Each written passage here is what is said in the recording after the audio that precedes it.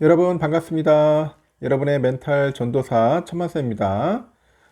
저녁 방송 한번 달려보도록 할게요. 날씨가 좀 춥고 눈도 내리고 그렇네요. 일요일이고 하다 보니까 내일 여러분 출근한다는 생각으로 좀 힘들죠. 월요일 출근할 생각하니까 상당히 좀 피곤할 겁니다. 야, 이렇게 벌써 휴일이 다 지나가는구나 하면서도 진짜 월요일 아침 일찍 일어나는 게 다들 싫을 겁니다. 열심히 돈 많이 버셔가지고 자유의 몸으로 태어나시길 바랍니다. 시간과 싸움 상관없는 그런 인생을 살고 싶지 않나요? 돈을 갖는다기보다는 시간을 가진 자가 되고 싶을 겁니다. 시간을 가진 자. 삼성전자랑 그 반도체 관련된 이야기들은 제가 늘 얘기하는데, 하여튼 여러분이 뭐 잘 되길 바라는 마음에서 제가 항상 늘 영상을 올리기도 하고 그래요. 그래서 너무 이렇게 여러분들 부담 갖지 마시고 그냥 편하게 들어주시면 저는 고마울 뿐이죠. 고마울 뿐입니다. 하여튼 자신감을 잃지 마시고 저랑 같이 한번 꾸준하게 한번 가봅시다. 이 장기 투자가 꼭 성공한다는 보장은 없어요. 없지만은 그래도 장기 투자를 통해서 많은 것을 또 얻을 수도 있어요. 그러니까 여러분들 전략을 잘 세워서 대응을 하셨으면 좋겠습니다.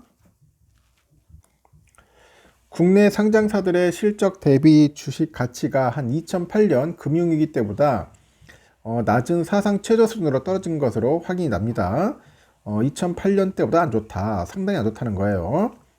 주요 산업 경쟁력이 좀 약화됐고 이 도널드 당선인의 자국 우선주의 정책 추진 우려 때문에 이 대내외 그런 악재들도 막 겹치고 있잖아요. 그런 상황에서 최근에 계엄 사태랑 그 탄핵 정국까지 막 불거지다 보니까 한국 증시는 전례 없는 저평가에 시달린다. 그렇게 보시면 됩니다.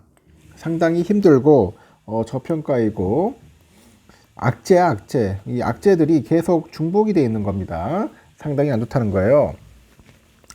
블룸버그에 따르니까 탄핵 정국에 따른 혼란이 이 정점이던 지난 9일에 코스피 지수의 12개월 선행 주가 수익비율은 PER이 7.7배였어요. 퍼가 7.7배였는데 2008년 금융위기 7.8배 때보다도 낮은 사상 최저 수준입니다. 이거 보면 참 웃기잖아요. 야, 이렇게 힘드나? 2008년 금융위기 때보다도 더 안 좋다는 거예요, 여러분.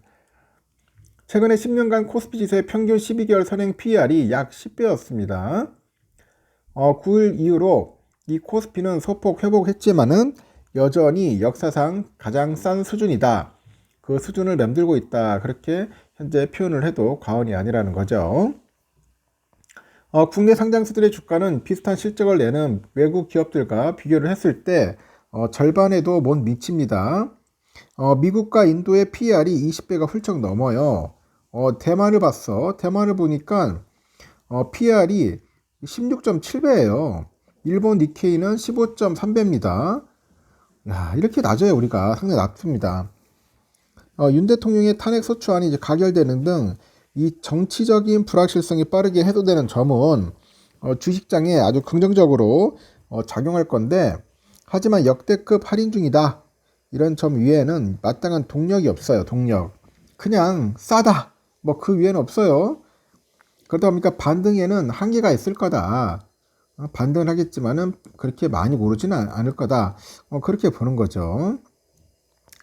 탄핵 가결로 전국 불안이 어느 정도 해소된 점은 다행인데, 그 미국 증시랑 암호화폐 시장으로 떠난 투자자들을 당장 되도록에 하기는 쉽지 않다. 그렇게 보는 거죠. 윤 대통령 탄핵 소추안이 국회에서 가결되다 보니까 그동안의 침체로 역대급 저평가 상황에 놓인 국내 증시가 반등을 모색할 수 있을지 이제 관심이 쏠립니다. 전문가들은 일단은 이 불확실성을 벗어난 점에서 증시의 단기 호재로 작용할 것으로 보고 있고, 하지만 무너진 외국인 투자자의 신뢰가 회복되고 그 국내 수급이 정상화하기까지는 상당한 시간이 걸릴 것으로 현재 진단을 하고 있다는 겁니다. 증권가는 윤 대통령 탄핵 가결을 호재로 받아들이는 분위기인데, 첫 탄핵 시도가 불발된 직후인 지난 9일에 코스피는 2.78%, 코스닥은 5.17%, 급락을 했습니다. 하지만 다음날부터 탄핵이 불가피하다는 인식이 확산이 됩니다. 그러면서 또 안정세를 찾아요. 14일에는 탄핵 소추안 가결로 이 같은 흐름은 더 이어질 것으로 관측이 되는 거죠. 코스피의 12개월 선행 그 주가 수익 비율이 역사적 저점인 7.7배 수준으로 떨어진 점도 이 같은 전망을 뒷받침하는데, 지난 10년 동안 코스피 지수의 12개월 선행 PR은 평균 10배 수준이었습니다. 9배 밑으로 떨어진 것은 2008년 금융위기 7.9배, 2018년 미중 무역분쟁 8.5배, 2020년 코로나 확산 7.9배, 이 세 번뿐이라는 겁니다. 이렇게 국내 증시의 저평가 수준은 다른 국가랑 비교를 하면은 더욱더 뚜렷해지는데, 지난 5일에 보니까 트럼프가 미국 대선 승리를 확정한 이후로 코스피는 3.2% 떨어졌어요. 같은 기간 S&P 500은 4.6% 상승을 했고, 일본은 2.59%, 영국이 아니라 중국이 0.14%, 대만은 마이너스 0.37% 등 이 주변국 증시와 견주어 보니 유독실이 한국 증시만 낙폭이 컸다는 겁니다. 그 결과 한국 증시의 PR은 아까 말한 것처럼 대만 16.7배, 일본 15.3배 절반 이하로 추락을 한 거죠. 정치적인 혼란이 계속되고 있지만 내년에 국내 상장세의 EPS 증가할 예상치는 22%, 주요국 증시 중 가장 높습니다.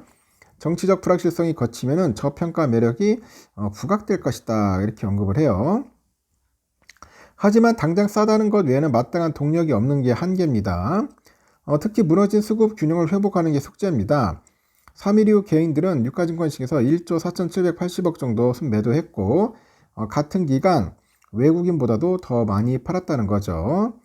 서울 강남의 한 프라이빗 뱅커 PB가 이번 계엄과 탄핵 사태로 국장의 환멸을 느끼고 미국 증시로 그 자산을 이전한 고객이 많다면서 달러 강세와 미국 증시 고공행진이 이어지고 있어서 이 같은 흐름은 당분간 지속될 것으로 보는 거죠.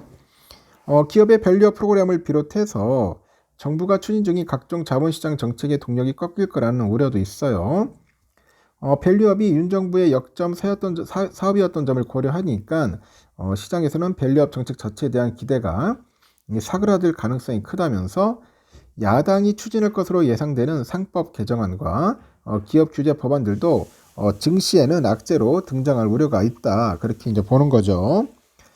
반도체, 배터리, 자동차, 철강 등 그 대형주 가운데 이 뚜렷한 주도주가 보이지 않는 것도 이제 부담입니다.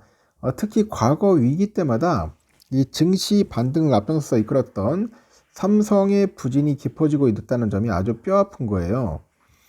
증권사들은 현재 삼성이 4분기 영업이익이 8조 원 정도에 그쳐가지고 어닝 쇼크 수준이었던 3분기에도 못 미칠 것으로 현재 전망을 하고 있는 것 같습니다.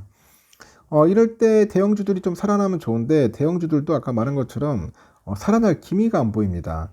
그래서 지금 전체적으로 우리나라 코스피, 코스닥 좋지 않다는 겁니다. 빨리 삼성이 살아야 합니다. 삼성이 살면은 그래도 우리 코스피 좀 올라갈 수 있겠죠. 하이닉스도 마찬가지고요.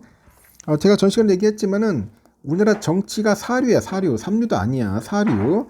이 사류이다 보니까 상당히 안 좋다는 겁니다. 정치가 좀 선진국처럼 인류가 돼야지만이 안정화되고 우리의 금융시장도 좀 살아날 건데, 그렇지 못한 점이 너무나 안타까울 뿐이에요. 빨리 좀 전국이 안정이 됐으면 좋겠습니다. 여기까지 하고 저녁 맛있게 드시고 마지막 방송에 뵙도록 하겠습니다. 감사합니다.